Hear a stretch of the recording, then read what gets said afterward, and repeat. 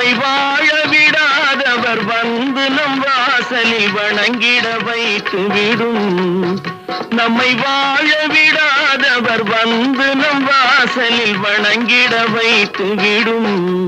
செய்த தர்மம் தன்னை காக்கும், தக்க சமயத்தின் உயிர் காக்கும்.